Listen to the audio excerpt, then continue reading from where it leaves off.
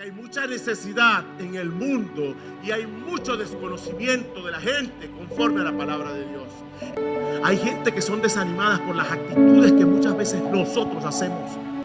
¿Cómo vas a ser motivado con todo eso que cargamos encima que nos hizo perder la identidad? Necesitamos entender que el hombre no puede mover nada si Dios no lo permite. Entonces David empezó a jugar con candela. Cristo Jesús es lo que le hace a usted tener paz en su corazón.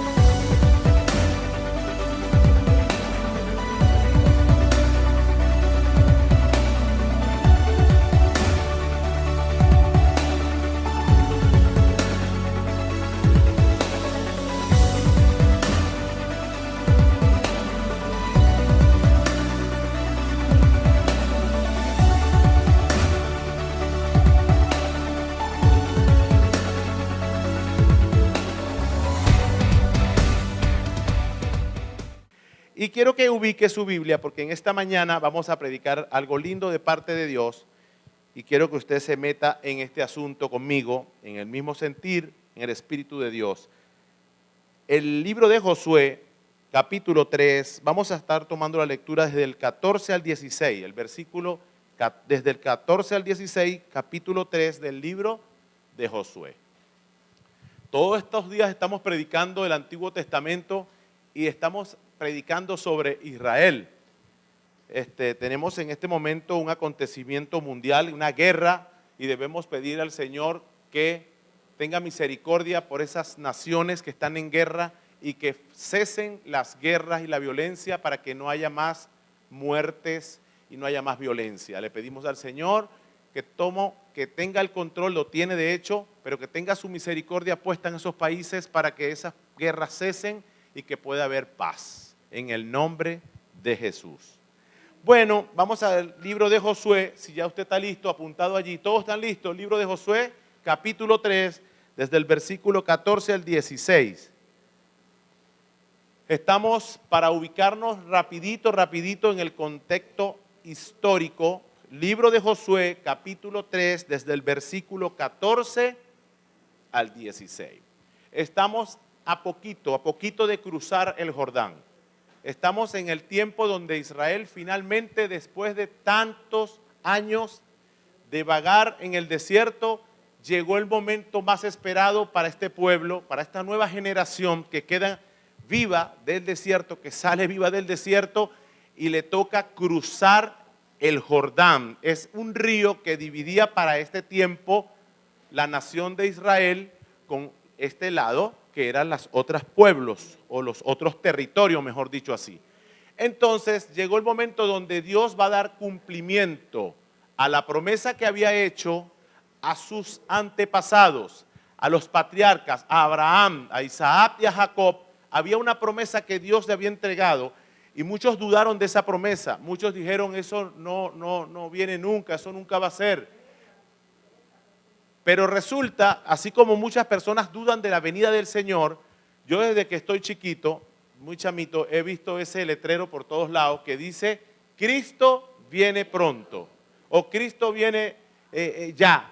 Y yo le decía a mi mamá evangélica, yo no era evangélico, yo le decía, ay, qué mamadera de gallo, ¿vale? Ese es año tras año y que Cristo viene pronto. No, ¿cuál es ese pronto?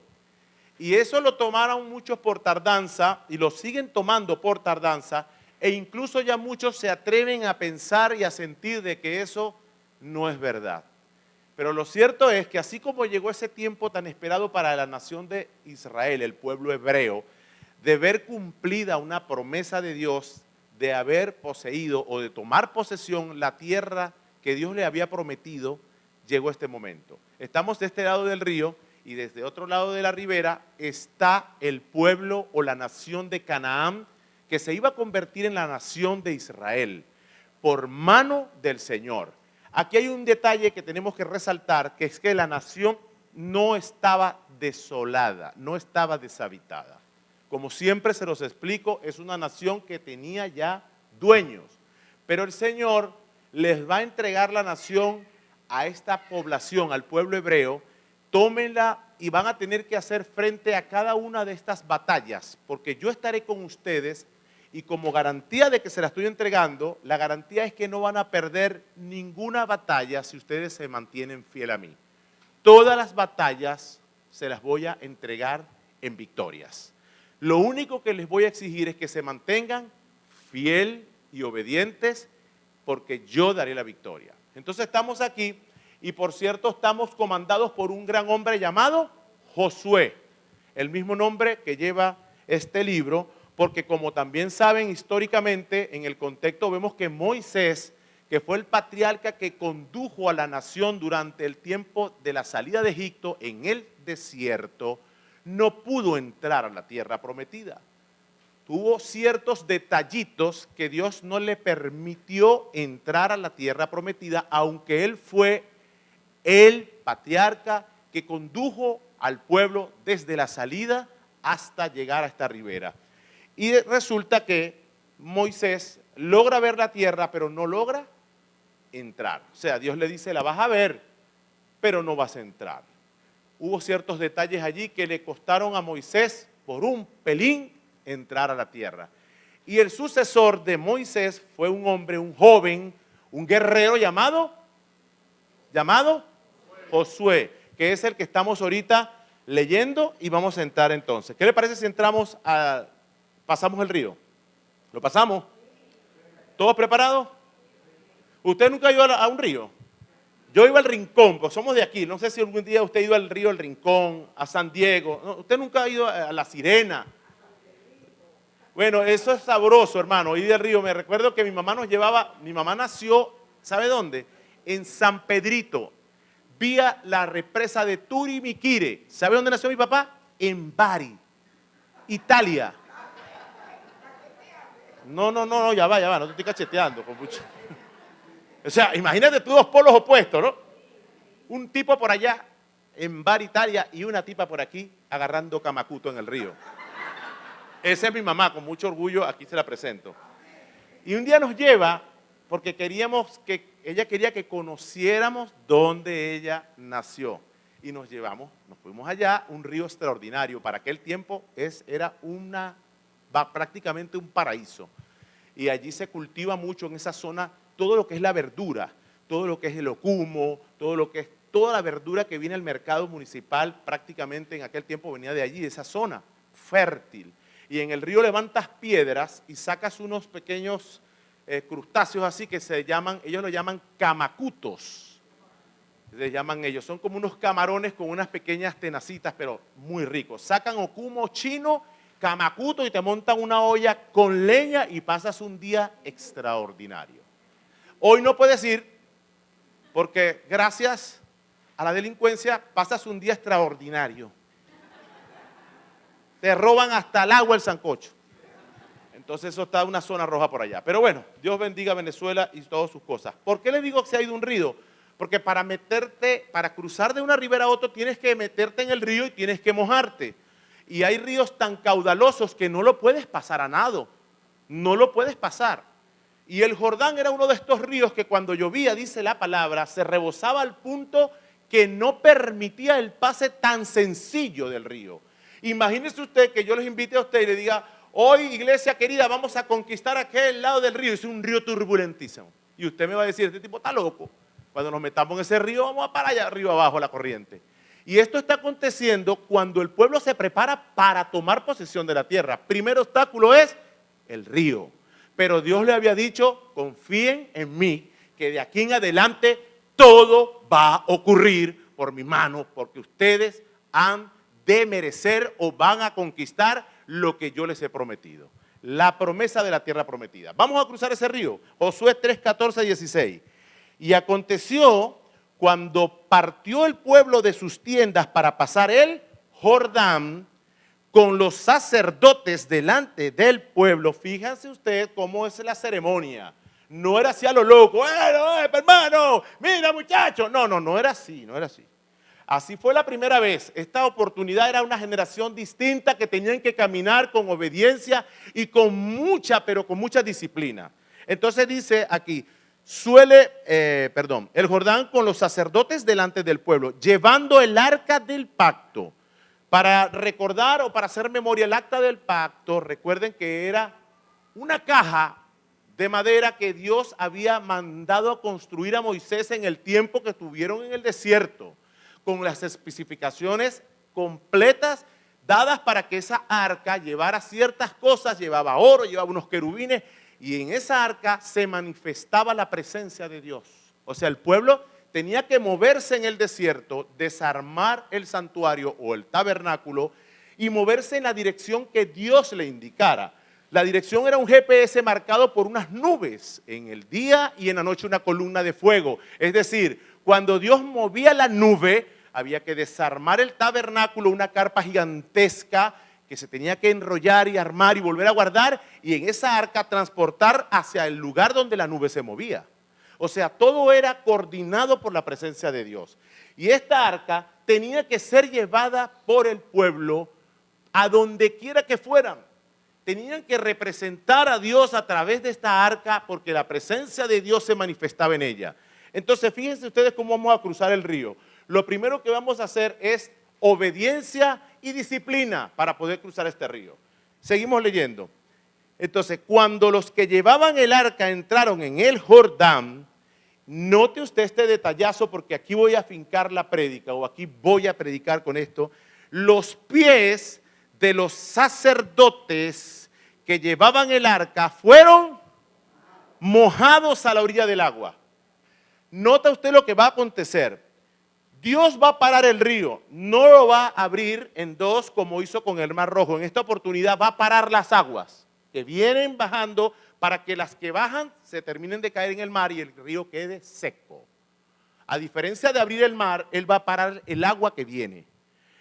Pero antes de parar el agua, necesitaba Dios mover por fe al pueblo y le dijo a los sacerdotes que representaban todo lo que era la parte espiritual del pueblo, que se tenían que meter antes que Él parara el agua. Ustedes los sacerdotes se van a meter en el Jordán y van a mojarse los pies. La pregunta número uno que pudiese surgir en esta predicación es ¿por qué nosotros los sacerdotes tenemos que mojarnos los pies? ¿Por qué no parar el río y así pasamos seco? Porque mojarse los pies es fastidioso. Porque Dios quería que se activara un milagro por medio de la fe.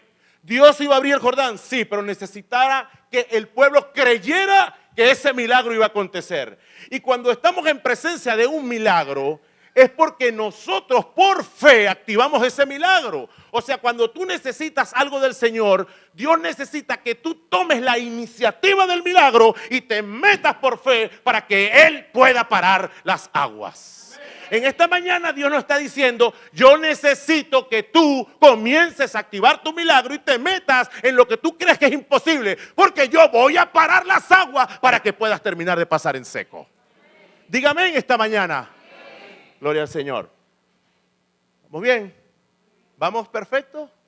Ok. ¿Seguimos cruzando el río? Seguimos. Y cuando los que llevaban el arca entraron en el Jordán, y los pies de los hermanos de la iglesia, Jesucristo, Rey de Reyes, fueron mojados a la orilla del agua, porque el Jordán suele desbordarse por todas las orillas todo el tiempo de la siega. Las aguas que venían de arriba se detuvieron como en un montón, bien lejos de la ciudad de Adán, que está al lado de Zareftam.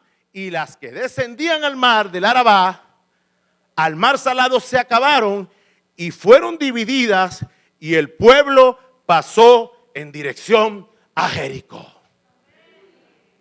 Yo no sé si usted está entendiendo esto, pero para usted entender cómo trabaja Dios en la vida de nosotros, en la vida humana, necesita entender que Dios trabaja por fe. Dios trabaja por el movimiento de la fe. Cuando Dios quiere hacer algo en nuestra vida, necesita un catalizador. Y este catalizador es la fe que tú tienes en Él. Cuando tú quieras emprender algo, tienes que comenzar mojándote los pies para que el Señor propicie el milagro. Porque si hubiese sido yo, o no sé quién, dice, Señor, yo no me quiero mojar. Para empezar, el agua está, mira, ve, está muy fría. Ábreme a mí también el camino, yo no quiero ni mojarme. Pero Dios dice, tú te tienes que mojar. Necesito que te metas en el milagro para que la fe catalice lo que yo voy a hacer. El hombre tiene que hacer algo, pues. Todo lo que tú quieras emprender, tú no lo puedes hacer sin que primero actives tu fe. Cuando quieras comprar, cuando te quieras casar, tienes que buscar al hombre, a la mujer de tu vida. Dios nunca va a aparecer así, arte de magia, Shakira. No, olvídate Shakira. Tienes que pedirle al Señor que traiga a tu vida la mujer de Dios o el hombre de Dios. Pero tú tienes que propiciar el milagro. Tú tienes que buscar, tú tienes que hacer algo para que el milagro se dé. Tienes que activar tu fe. Dice, me meto en el Jordán y cuando las aguas mojen mis pies, Dios abrirá el camino. Dígame.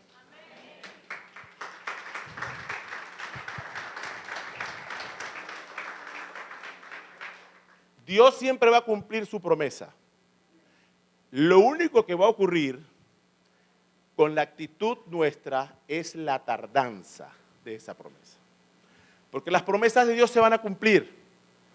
Pero si nosotros no activamos ese milagro puede tardar 40 años. Ese milagro puede acontecer no sé cuándo. Necesitamos activar todo lo que nos está entregando Dios en el ahorita, en el ya. Si yo necesito manejar, si yo necesito leer la Biblia y yo digo, pastor, es que no tengo tiempo, es que cuando llego a la casa, tú necesitas buscar un tiempo para leer la palabra de Dios. Pues pastor, es que tú no entiendes. No, yo sí te entiendo, yo tengo más obligaciones que usted. O tal vez haya alguien acá que tenga más que nosotros. Pero lo que tú tienes que entender, que todas las cosas se hacen con un orden de importancia. Nadie puede hacer algo sin importancia, sin orden de importancia. Lo más importante para nosotros es tener una relación con el Señor que te creó. Lo más importante para nosotros es conocer a Cristo. Lo más importante para nosotros es tener una vida de santidad y obediencia. Entonces todo lo demás es importante, pero nunca es más importante que una relación completa con la palabra de Dios.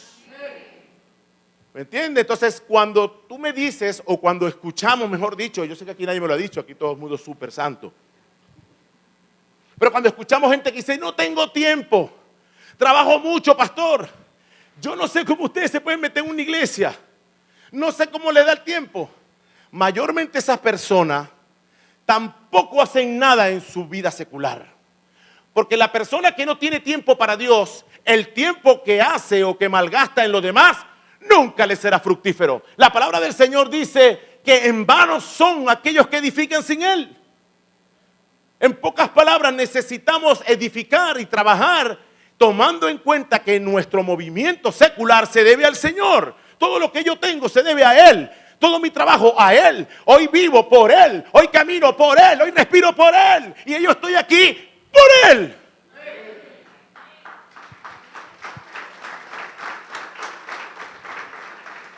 Entonces tenemos una generación distinta que acaba de cruzar el Jordán. Pero esta generación tuvo que aprender algo. Distinta, ¿por qué? Porque la generación que termina cruzando el Jordán no fue la generación que salió de Egipto. Esta generación, la mayor parte de ella muere en el desierto porque fue una generación que aunque Dios la saca de la esclavitud, seguían estando presos en su mente. Y uno de los peores problemas que tenemos, o el peor enemigo que puede tener el hombre, es nuestra propia mente. Por eso dice la palabra que tenemos que renovar nuestro entendimiento. Romanos lo dice, ¿para qué? Para que podamos ver, dice la palabra, qué es lo que Dios tiene para mí. Parafraseando pues, renovémonos en nuestra mente para poder comprobar lo que Dios tiene para mí, que es la voluntad perfecta para cada uno de nosotros. El pueblo sale liberado. ¡Ay, qué bueno, salimos! Pero ¿qué pasa? Salimos con la mente cautiva. Salimos siguiendo enfermos o siguiendo en el estado de esclavitud mental. Y mucha gente tú la liberas, pero no sale de la esclavitud mental. ¿Por qué? Porque no han entendido que lo único que libera al hombre, no solamente en espíritu, sino en mente y cuerpo, es el Espíritu de Dios. Es la palabra del Señor que te renueva, que te hace nuevo, que te hace pensar nuevo, que te hace ver distinto, que te hace acercarte a Él, que te hace creer en Él, te hace caminar con Él y te hace que te moje los pies para que Él siga abriendo el camino de tu vida. Si usted me dice amén, sería buenísimo. Si no, igual sigo animado. No se preocupe. aquí hay bastante agua. Entonces, necesitamos entender que hay una generación, diga, generación nueva. Los abuelos son buenísimos. Bendigo a los abuelos, pero los abuelos tienen un problema que no salen de esa generación vieja. Ojo, no estoy hablando de los abuelos de forma despectiva, no. Pero, por ejemplo, si ellos van a freír un pescado, ¿sabe el chiste, verdad? Ellos pican el pescado en dos. Y yo, ¿pero por qué? Ah, porque a mí me enseñó mi abuelo así, pues. Ajá, pero investiguemos por qué tu abuelo. No, pues el abuelo también le enseñó al abuelo y así. Pero tiene que haber una razón por qué me picas el pescado en dos. Ah, bueno, era porque antiguamente los sartenes eran muy pequeños, los pescados no cabían y lo picaban en dos. Pero yo tengo un sartenzote grandote, dame el pescado completo. No, hay que picarlo en dos. Entonces, esa manera de pensar y esa manera de no salir de lo que un día pasó o fue, es lo que te mantiene muchas veces allí, cautivo. Es lo que le pasa al pueblo. El pueblo de Israel salió libre, pero cada vez que había una dificultad decían, preferimos entonces haber estado allá, porque allá teníamos, aunque éramos esclavos, teníamos esto y aquello. Y mucha gente a veces hace esto. Dice, yo prefiero el mundo porque el mundo no me pone tantas limitaciones. Pero los evangélicos me ponen muchas limitaciones. Pero resulta que Dios te está llevando a un nuevo entendimiento para que entiendas su voluntad, para que aprendas a vivir según su voluntad, para que entiendas que la libertad en el Señor no se trata de una libertad física. La libertad en Cristo habla de una libertad espiritual. Es la libertad que te libera del pecado para que puedas vivir agradando al Señor para el resto de tu vida. Eso es la libertad que ofrece Cristo. La libertad de la salvación y vida eterna. Amén. Seguimos entonces. Un poquito de agua por acá. Esta generación era distinta, diga generación distinta. Mira, ustedes recuerdan la prédica donde le dije que Moisés levantaba la vara para que la batalla fluyera. Y mientras que Moisés levantaba la vara, el pueblo ganaba la batalla. Y cuando Moisés se cansaba, el pueblo comenzaba a perder la batalla. Entonces dijeron, hay que activar esto. ¿Cómo lo hacemos? Vamos a ayudar a Moisés y le levantaron las manos. Dios había visto en el pueblo la necesidad de que ellos activaran la fe. No hace falta la vara para que Dios gane la batalla, hermano. No hace falta mojarte los pies para que Él abra el Jordán. No hace falta nada de eso, pero Dios simplemente lo exige para que seamos nosotros los que entendamos que hay que participar en la batalla, hay que participar en el milagro. Tú tienes que hacer algo para que las cosas se den. Tú comienzas, Dios sigue. Cuando no puedas, yo continúo. Así trabaja el Señor. Amén. Entonces, Moisés levantaba la vara. ¿Recuerdan Elías a la viuda? ¿Se acuerdan? Todas las prédicas que les hago y les explico. La viuda no tenía más nada. ¿Y qué le dijo el profeta? No, agarra, ¿qué te queda ahí? No, lo que me queda es una arepa. Dame a mí primero. Y la viuda dijo, no, pero ¿cómo te la doy a ti si tengo un niño muriéndose aquí de hambre? Es más, es lo único que me queda. Pero Dios iba a hacer el milagro. Iba a multiplicar la harina y el aceite. Yo quiero que hoy se entienda esto. Dios iba a multiplicar la harina y el aceite, pero necesitaba el movimiento de la arepa. Necesitaba que la arepa se la dieran a Dios, que se la dieran al profeta. Necesitaba que alguien catalizara el milagro. No das arepa, no hay milagro. Vamos a poner el caso de otra manera. ¿Me vas a dar arepa? No. Pídeselo a tu hermano porque yo no tengo más arepa, pues. Hasta ahí llega el libro. La historia hubiese sido esa. Y la viuda se negó. Y dijo, no hay arepa porque no tengo más. Va y pídesela al gobierno, pídesela allá a la alcaldía. Y ahí llegó el libro. Pero el libro no termina así.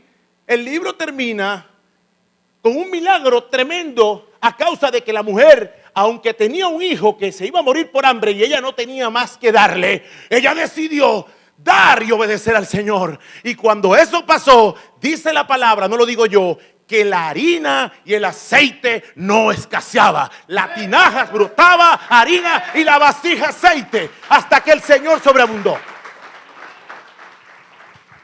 ¿Sí? ¿Estamos claros? Entonces, hermano, préstame esto, dame aquello. No. Si doy, muero de hambre.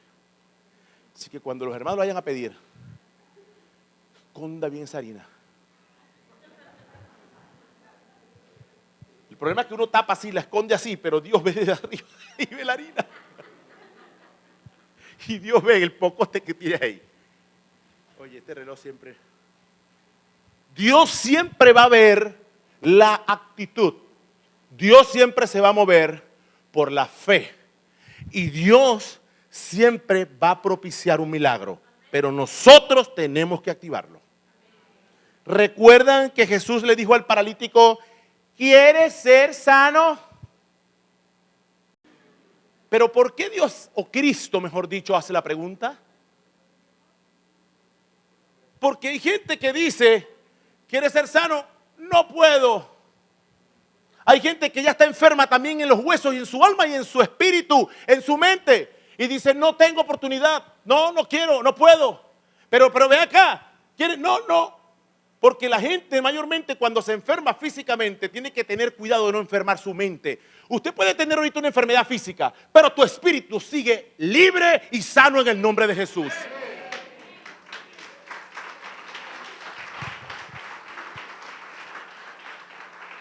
Entonces Jesús le dice al tipo, ¿quieres ser sano? Ahí está, eso lo podemos ver rapidito. Búscamelo por favor, Juan 5:6. Hay gente nueva en la iglesia, pueden decir que el pastor está inventando. Cuando Jesús lo vio acostado y supo que llevaba ya mucho tiempo así, le dijo, ¿qué le dijo? Imagínate un tipo de tiempo. Porque Cristo iba a hacer el milagro y no necesitaba la orden de él, pero sí necesitaba que la persona quedara libre primero en su mente y entendiera que para que yo obre necesito que tú creas.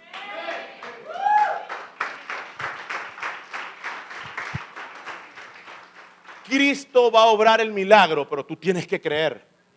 Por eso cuando te explican el plan de salvación y cuando el profesor en la majestuosa clase que nos dio la semana pasada nos cuenta y nos narra todos esos eventos, usted se queda como que viendo una película de vaqueros o El Zorro, pues. Muy lindo el cuento de hadas. Nos pasa así, parece que va a estar volando uno. ¿Qué va a estar volando uno? Y sobre todo los gorditos. Nos cuesta creer semejantes eventos. Por eso la palabra dice que es por fe. Cuando entre duda a tu vida, no trates de ubicar la lógica. Solamente piensa que es por fe. Cuando uno tiene fe, todo lo que venga de parte de Dios va a ser posible. Cuando comienzas a buscar la lógica va a tumbar el argumento que está en tu mente, te va a sembrar duda y no vas a creer. Las cosas con Dios son por fe. Hay que abrir el Jordán, caminamos hacia allá. Dios te va a sanar, Dios me va a sanar. Va a venir el tiempo de la cosecha, va a venir el tiempo de la cosecha. Dios es el que me va a salvar, Dios me va a salvar. Es por fe.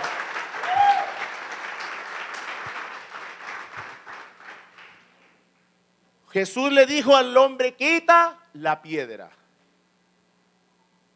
Pero Señor, si tú tienes el poder de resucitar a un muerto, haz el favor completo.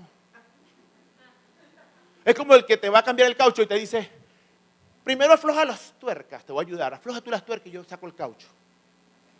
Chamo, si me vas a ayudar, a todo completo. Eso es lo que humanamente uno quiere con Dios. Pero Dios dice, no, saca las tuercas.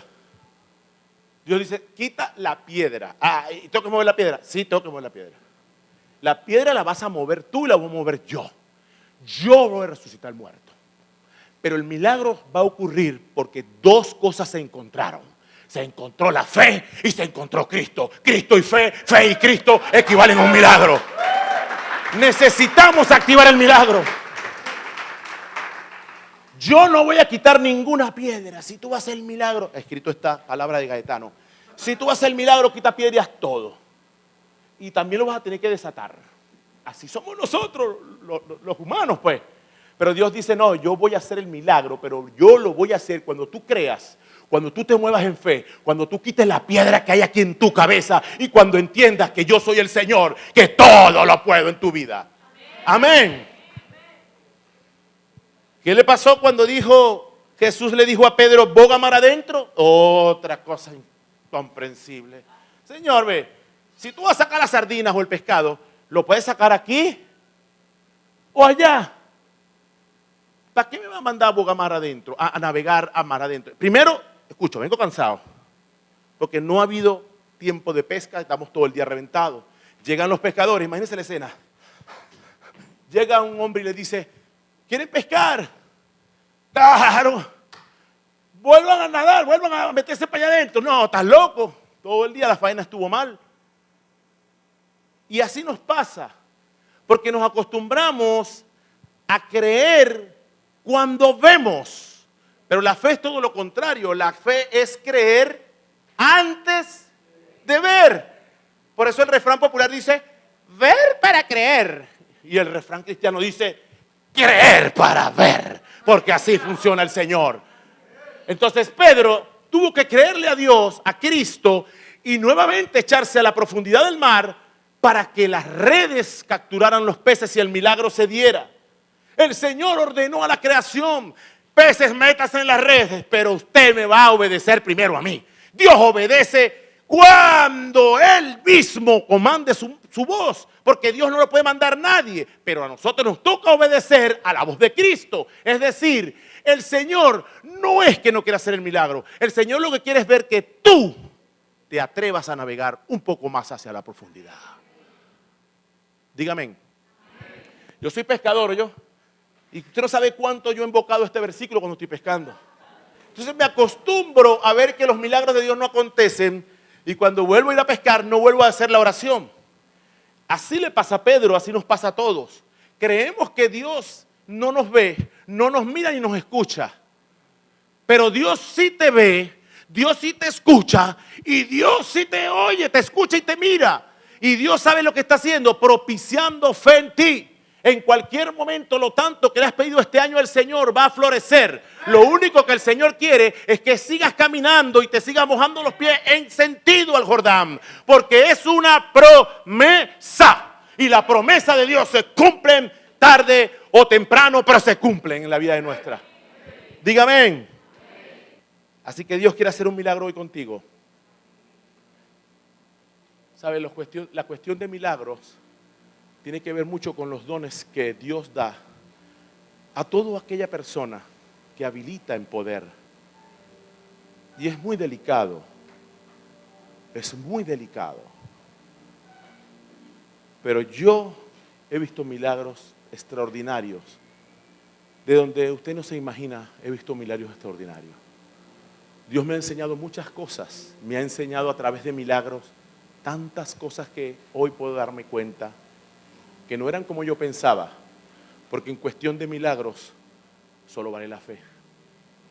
La gente dice, yo nunca he visto un milagro y por eso no creo mucho en los milagros, pero Dios va a mostrarte el milagro más grande que tú has podido ver. ¿Sabe? Dios no se mueve por la necesidad, como muchos creen, si no los hospitales no hubiera enfermos. Dios se mueve por la gente que le cree. Dios se mueve por la fe. Así trabaja el Señor. Y Dios se mueve por la obediencia de alguien que camina en sentido del milagro. Es decir, cada vez que tengas algo que pedirle al Señor, antes de pedírselo, pídeselo desde el lugar donde ya no puedes avanzar más. Pídeselo desde el lugar donde ya has hecho todo lo posible.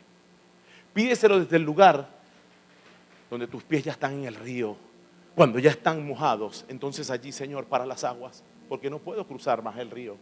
De aquí para adelante me lleva el río, de aquí para adelante muero, de aquí para adelante no puedo más. Y esa necesidad sí la escucha Dios, pero porque estás ya en el milagro. Porque tu fe ha actuado en función al milagro. No es lo mismo que pedir el milagro desde afuera del río. Señor, detén el río. Señor, dame los peces. Es más, mándame una cava. Ya con los pescados y escamaditos y todo, Señor, si es posible. Y clasifícamelo. Si le das a mi mujer las sardinas, a mí me da los meros. No, no funciona así, aunque debiese funcionar así. Y así somos. Señor, haz esto, haz aquello, haz todo. Y el Señor dice, no hago nada. Porque hay una parte todavía que no has entendido del milagro.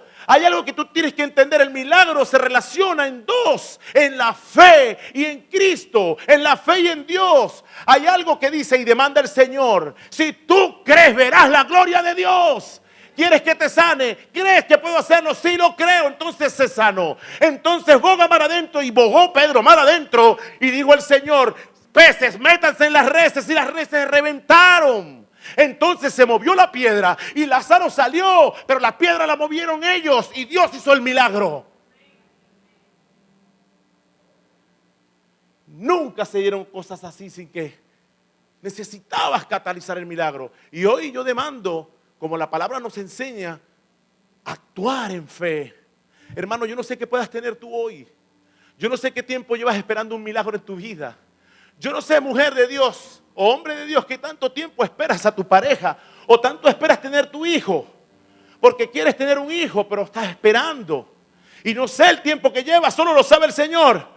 Pero hoy, créele al Señor por tu milagro y renueva tu fe. Lo de ayer no sirve para hoy. Cambia esa ceniza, como en el Antiguo Testamento se debía hacer, para que todos los días el altar tuviera leña nueva, tuviera nuevo fuego. Y ese nuevo fuego representa todos los días creer en una nueva oportunidad que Dios tiene para ti. Dios no se ha olvidado de ti. Pero es que ha pasado tanto tiempo, puede pasar el tiempo que sea, pero hoy es el día que Dios ha determinado hacer un milagro en tu vida. No sabes cuándo va a pasar, pero lo que sí sé es que va a pasar. Mi Redentor vive y Él no da por tardanza lo que ha prometido.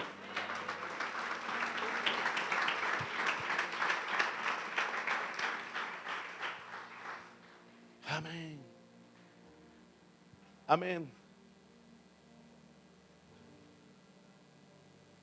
Pero diga esta mañana: primero es lo primero. Primero es lo primero. Porque noten el detallazo que encontramos.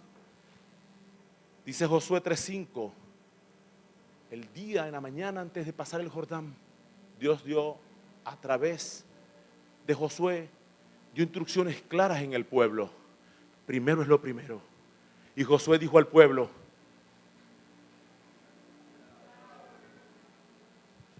santificaos, porque Jehová hará mañana maravillas en vosotros. Diga: primero es lo primero. Entonces ese detalle nos coloca ahorita en una posición de santidad, que es lo que primeramente busca el Señor. El Señor le dijo: mañana cruzaremos el río, necesito que santifiquen su vida.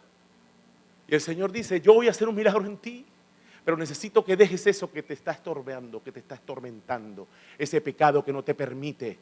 Necesito que hoy te santifiques, porque mañana cruzaremos el río, mañana serás sana, mañana vendrá el momento, mañana estaremos en victoria, pero necesitamos hoy santificarnos delante del Padre. Hermanos, santificarnos es la acción de dejar el pecado, de vivir una vida agradada al Señor.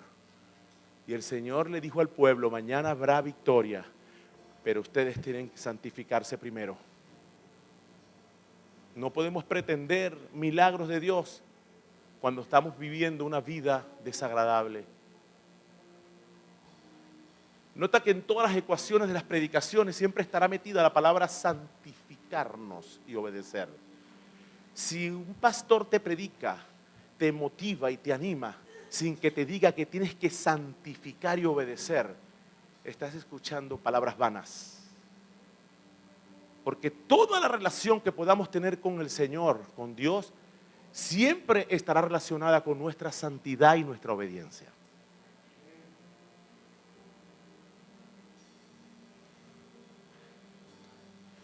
Lo segundo es no permitir que la situación neutralice tu fe y te deje parado. Hay situación aquí en la iglesia que está parando a la gente, a los hermanos, o ya los paró. Pero quiero decirte hoy, querida hermana y hermano, que aunque la situación esté parada, Dios no está parado. Aunque la subida sea cuesta arriba, Dios te va a permitir subir. Y aunque la victoria se vea lejos, está más cerca de lo que tú te imaginas. Dios es un Dios de promesas y las cumple. Es un Dios fiel. Así que nunca permitas que lo que estés viviendo ahorita te deje sin ganas de seguir luchando. No es que ya, pastor, se acabó, no hay más. Sí hay más de Dios, porque Dios es infinito. Sí hay más oportunidades para ti, mujer. Pastor, ya no, sí hay. Aunque se vea oscura la noche, mañana el sol saldrá y brillará como nunca. Aunque el camino sea cuesta arriba, Dios le hará subir ese camino, y cuando llegues a la cúspide de la montaña, entonces podrás alzar la corona y decirle: Señor, a tus pies la entrego, porque gracias a ti he obtenido esta victoria. Amén. Así que sigue intentándolo, sigue creyendo, y que tu fe hoy sea más fuerte que la de ayer, pero nunca menos que la de mañana. Porque todas las mañanas las misericordias de Dios se renuevan. Y así como se renueva la misericordia de Dios, se renueva nuestra fe. Porque la fe va de aumento en aumento, dice el Señor. Aumenta mi fe. Dice Mateo capítulo 10, versículo 38. Dice el Señor: y el que no toma su cruz y sigue en pos de mí, no encontrará el milagro. Qué lindo es este versículo, porque Cristo le dice a los discípulos: tienen problema, entonces solucionen el problema y después hablamos. Porque uno quiere como que salir del problema para después enfocarse en lo de Dios. Pero Cristo le dijo: ¿qué problema tienes? Tengo esto, tengo aquello, tengo deuda, no he pagado, no tengo esposo, tengo problemas. Recógelos todos, que eso es lo que significa la cruz. Y con todos tus problemas, sígueme. Con todos tus problemas, ven para que encuentres el milagro. Tu problema nunca te va a parar. Con todo lo enfermo que puedas estar, con todo lo mal que puedas tener, con todo en cuesta, sigue creyendo y caminando hacia el Señor. Se está hablando de la cruz personal, y esa cruz representa sacrificio personal que pueda tener. Y Cristo dice: agarra tu sacrificio, agarra a tu muchacho, agarra tu problema, y aún así no te pares, no dejes de seguirme, porque en el camino algo va a acontecer. Así se lo dijo a Isaac, así se lo dijo a Abraham cuando sacrificó a Isaac. Camina, llora, haz lo que tú quieras en el camino, le dijo a Abraham, pero no te pares, ve y sacrifícame a tu hijo, aquel que amas, a tu único hijo. Y Abraham dijo: Dios mío, qué prueba tan fuerte, a 3 días de camino. Ahí está Abraham otra vez. Pero ahora hay nosotros. Cristo le dice: toma tu cruz y sígueme.